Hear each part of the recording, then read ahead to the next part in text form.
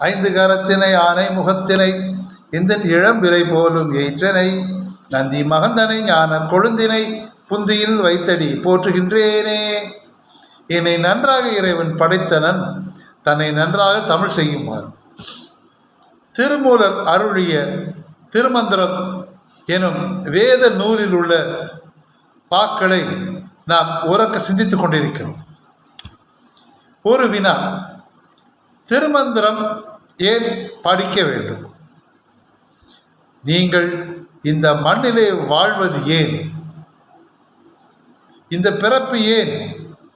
பிறப்புக்கு பிறகு என்ன? முன்பு என்ன? இறைவன் ஏன்?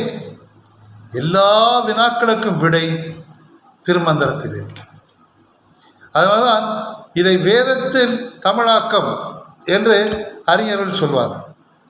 இதை திருமூலருக்கு வழங்கியவர் எம்பெருமான் சிவபெருமானே.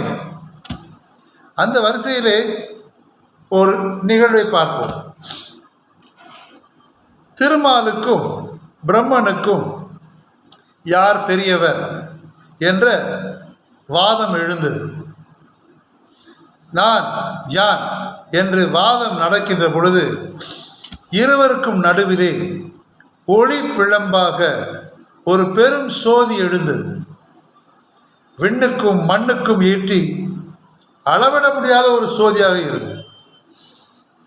நீங்கள் இருவரும் பெரியவர் அல்ல என்று கூற, நீங்கள் யார் என்று நான்முகன் வினவினார். நீங்கள் என் அடிமுடியை கண்டீர்கள் என்றால் அறிந்து கொள்வீர்கள் என்று ஜோதியாக வந்த சிவபெருமான் கூறினார். உடனே திருமால் வராக அவதாரம் எடுத்து பூமியை கிளறிக்கொண்டு அடியை தேடி அந்த ஜோதியின் திருவடியை தேடி சென்று கொண்டிருந்தார்.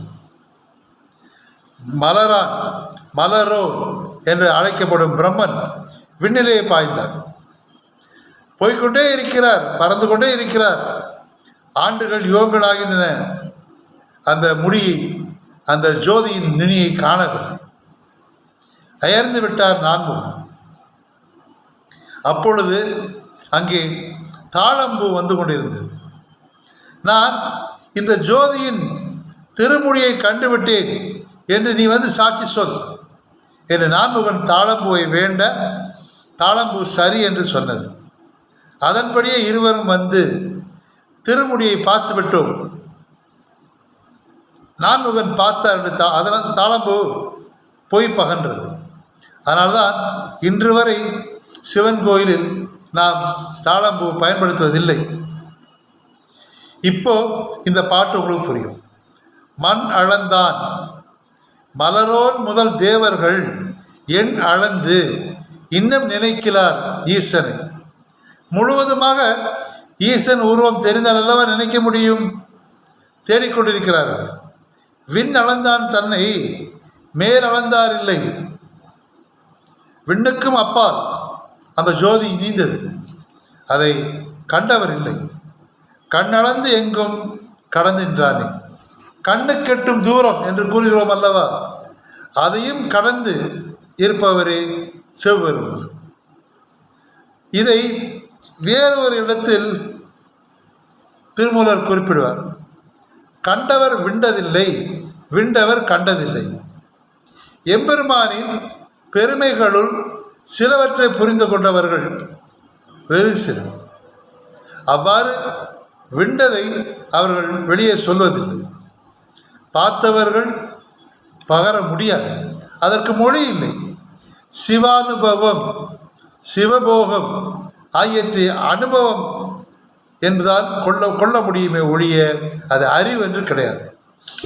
இறைவன் இருக்கிறானா என்பது அறிவல்ல, இறைவன் என்பது அனுபவம். இதை பல இடங்களில் விவேகானந்தர் வலியுறுத்தி இருப்பார். இறைவன் என்பது அறிவு அல்ல, இறைவன் என்பது அனுபவம். இதைத்தான் கண் அளந்து எங்கும் கடந்து நிற்பாரே என்று திருமூலர் குறிப்பிடுகிறார். நன்றி, வணக்கம்.